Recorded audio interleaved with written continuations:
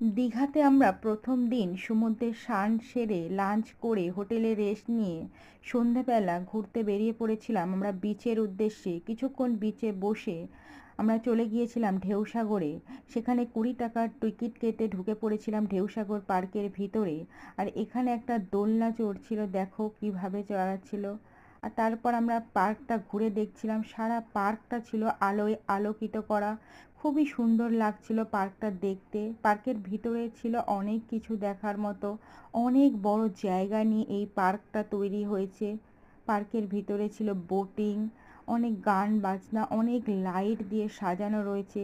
সেখানে লেখাও রয়েছে আই লাভ ঢেউসাগর। সেখানে অনেকে ছবিও তুলছিল।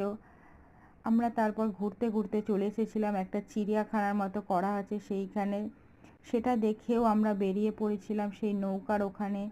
তারপর একটা লাইট দিয়ে মোড়ানো ময়ূর ছিল, সেখানে কিছুক্ষণ দেখার পরে আরও ভিতরে গিয়েছিলাম। এখানে রয়েছে বাচ্চাদের জন্য মিকি মাউস, এই যে নৌকাটা লাইট দিয়ে মোড়ানো। তারপর আমরা একটা দোকানে চলে এসেছিলাম চা খাওয়ার জন্য।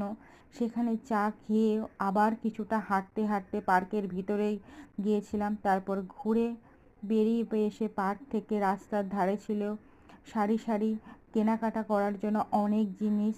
তারপর আমরা দেখতে দেখতে হোটেলে ফিরে গেলাম।